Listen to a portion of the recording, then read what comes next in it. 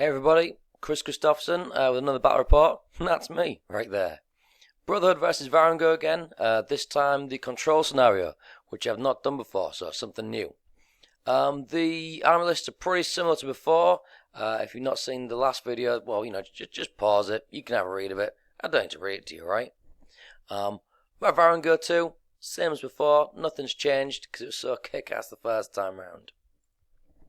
I've decided I'm going to put into my annotation just to try and help make sense of some of the pictures a little bit more. So, just pause it if you need to. Get yourself acclimatized. In case you don't know the control scenario rules, just laid it out there a little bit for you. A little diagram. I won't read it to you. You pause it. You have a read. Deployment. Doug unfortunately won the role, as always. Took the side without all the terrain in it. Thanks, Doug. Set up his trebuchets behind his knights, knowing that I've got these height 3 monstrous cavalry and the king on Chimera. He can shoot right over the top of those knights without any negative modifiers to hit. He's got his Forsaken Beast with then snare this time, putting outside's a bit of an anvil. Regiment of Forsaken. Just to kind of chaff up and hunt war machines, take tail quarters, that kind of thing. Doug won the first turn and also became motherfucker and poured us some delicious tea because we are English gentlemen playing a civilized game. It did us the world of good, I think. First turn, cavalry moves up. The Order of Forsaken moves up, not within 12 inches of my Direfang Riders. Knights right behind them. Brew of Strength Knights, oosh, just into the middle a little bit. Unexpectedly, Order of Redemption do a 90 degrees turn. What the hell? We'll just have to see what's going on there. The trebuchets, he focuses fire quite rightly on my Brew of Haste Direfangs. One of them hits, oosh, does 3 damage on them, not to waver them. That's it for turn 1. Turn 1 varangur, much like any varangur turn, with everything moving forwards. Boosh, boosh, boosh. King flies over the woods. Herja flies over the woods. The Fallen, nimble and pathfinder their way through the woods. Whoosh, whoosh, whoosh. The Direfangs move 14 inches up to the edge of the woods. Bloodsworn run up. Dogs run up. Even the cannon, the Mage's Conclave moves up. Dogs run up into the middle, just out of arc of the Brew of Strength guys, and also not quite in range of the Forsaken Beast. The only things that do move backwards in my army are my Direfang Riders. They are hopelessly outmatched. I'm going to get fucked. Either way there, it's bad. I move back so that these guys are no longer in my flank. I do some cheeky shots with my Mage's Conclave. Does 2 or 3 wounds on the Forsaken Beast. Nothing crazy. Not have to waver it. That's the turn. Turn 2, not Pegasus Knights, the Order of Forsaken shift up onto the hill, threatens the dogs, threatens any flanky business over here. The Knights move up, not quite within 12 inches of my Direfangs, cheeky. Brew of Strength guys move up a little bit, characters right tight behind them. The Order of Redemption, whoosh, marching up right through the martyrs, up to here. Not quite sure what their game is. In the shooting phase, the trebuchets, whoosh whoosh, both of them hit the Direfangs, bang bang bang, lots and lots of wounds, and then rolls a crazy 11, pops off the board. I've played like a tit. Herja's somewhere over here, miles away from where she needs to be, and the Direfangs go. Varangur turn 2, time for some retribution. The Herja flies into the martyrs just to hold them up because the king flies over in front of the knights, so I don't want a flank happening there. So Herja ties those guys up.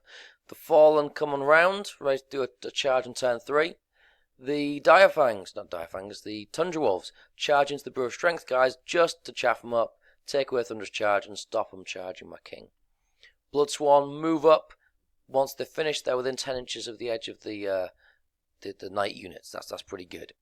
The Direfangs, responding to the cheeky knight moves, sidestep 3, knowing that if the knights charge them, it'll take them through the wall here.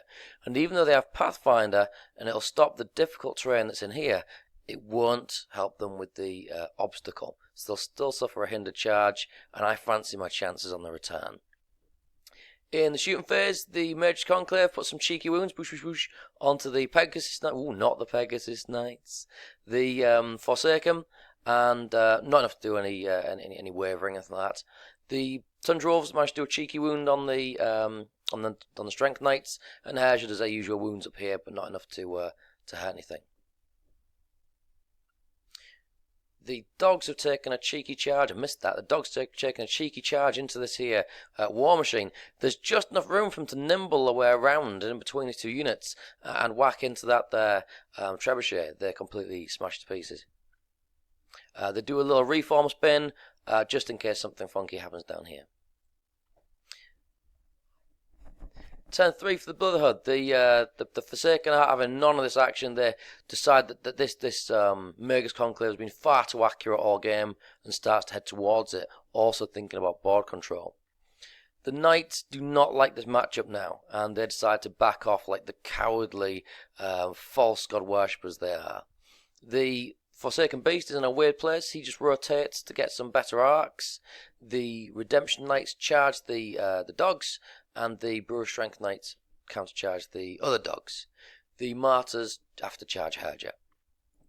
In the shooting phase, he's blocked his arc of fire with the height 2 cavalry, with the height 4 monster, and you just can't see anything with the trebuchet. The Warbow takes a pop shot at the Chimera and misses. In the combat phase, unsurprisingly, the dogs go kaboosh, and the Redemption Knights spin round, and these guys stay where they are. Turn 3 for varangur. Right, now the Dire Fangs have got an opportunity to do a bit of movement. They scuttle up 6 inches, making sure that their flank is more than 16 from the centre point, the leader point of these knights here. The Mage's Conclave moves up a little bit. He isn't scared of no Forsaken. He can take them. He moves up. The Bloodsworn and the Fallen combo charge the Brewer Strength guys. They are keen on knocking them out as quickly as possible. The King, weighing up his options, he's tempted to charge into the Redemption Knights, but I need to do something about these guys. These guys are going to have a real pain, and they can't handle them on their own. So he flaps over the top, landing somewhere around about there. In the shooting phase, the Mage's Conclave performs excellently as ever, rolling a total of 6 hits on these guys, knocks them straight out with an awesome nerve check. Over here, the Bloodsworn and the Fallen do a whopping load of wounds onto the Brewer Strength Knights and roll a double 6 to pop them. But shit the bed, he's in inspiring range and I have to reroll and I fail. It totally sucks. Herja takes the charge on the Order of Redemption. I don't fancy a flank with +2 to wound from Thunderous Charge. She's got to go in there. She's lost a fly because of the wound she's taken in the last round, but she's still got moving 10. She nimbles her way in, does a few wounds on them and takes away Thunderous Charge. Turn 4, I realise what a tit I've been. I've allowed the Forsaken Beast and the Redemption Knights to do a double charge on Herja. Bad times. The Brewer Strength Knights decide to countercharge the Fallen because they've got lower nerve, and the Martyrs turn around. The Pathfinder Knights, seeing what's kind of happening in this area, do a 90-degree pivot, shift up onto the hill, ready to join into the fight. In the combat phase, quite expectedly, the Knights and the Forsaken Beast smack the hell out of Herja and pop her, and I am a very, very sad man. In the magic phase, the Devoted Ladies do absolutely shit with the magic and get 1 heal. Absolutely crap. Those knights are fucked.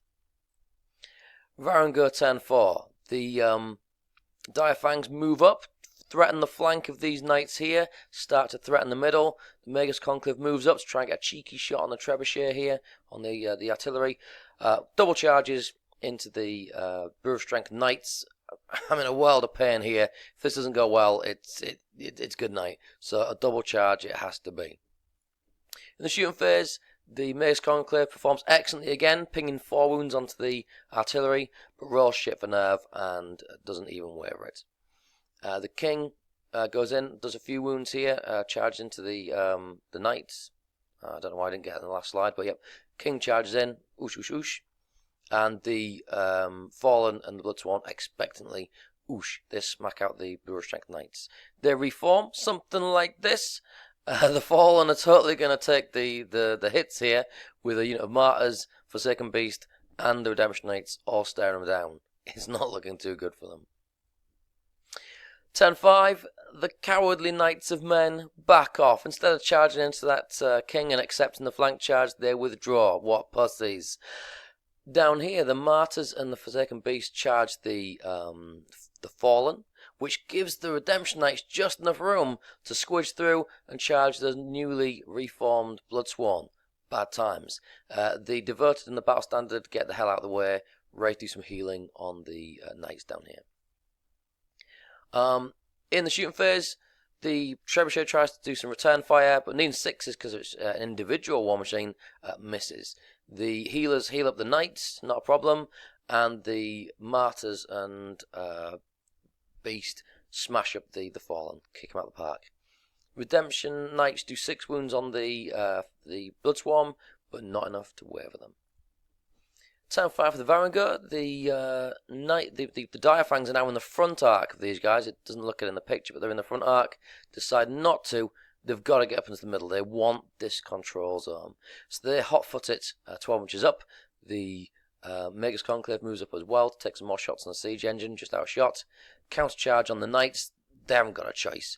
Moving back 2.5 inches, they've still got the Martyrs in the flank, and they've still got all 3 charging them. So, screw it. Let's just charge in, hope for the best. King charges back in, trying to do some damage, and does a few wounds, nothing crazy, doesn't waver them. The Bloodsworn do absolutely fucking amazing and knock the Redemption Knights out of the park in 1 round. Incredible. The Magus Conclave continues to shoot the siege artillery and kills it with some rather excellent rolls. Yum, yum, yum, yum. Brotherhood turn 6, it's pretty simple stuff. The Knights decide, yeah, it's time to charge back into the King. Combo charge from the Forsaken Beast and the Martyrs into the Bloodswarm. Heal, heal, heal, heal, heal. Yep, turn 6, they do another 6 wounds onto the Bloodswarm. Not enough to waver them, they're fine. 5 wounds on the King. 5 wounds on the King. Not enough to waver him. Bit more healing, nothing crazy. Turn 6 for the varangur sees the Bloodsworn and the Direfangs combo charge the Forsaken Beast. He's got lower nerve. I figure, just take it out. I need to get rid of those points to try and contest the table. The King charge back in. He might get lucky. He might pop them. Turn 6, shooting. The Magus Conclave shoots at the Battle Standard, but not enough to do some damage, not enough to waver him. The King does some more wounds, but not enough to break them. And the Forsaken Beast will ensnare. Ensnare? What a fucker! 4's got to 5s. I was expecting to knock it out of the park. I did like maybe 4 or 5 wounds on it and just wavered it. Absolutely bullshit. And snare is just incredible. I don't know why anybody who has the chance to take a snare on something doesn't take it. It's a no-brainer. The host, Doug, rolls for another turn. There isn't one, so the game ends there. Totting it all up, varangur, they've scored the opponent's central zone, therefore score 2 points. The Brotherhood has just slightly more points than the King on Chimera, and so has 1 for that one. A narrow victory to the varangur. I think I played like a bit of a tit and gave away Herja a little too early.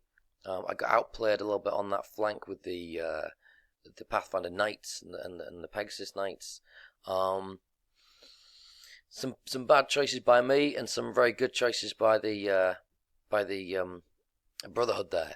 Not sure about the whole Order of Redemption making a turn and moving down on the first turn. It kind of took them out a bit, but hey, it maybe kind of worked in the end.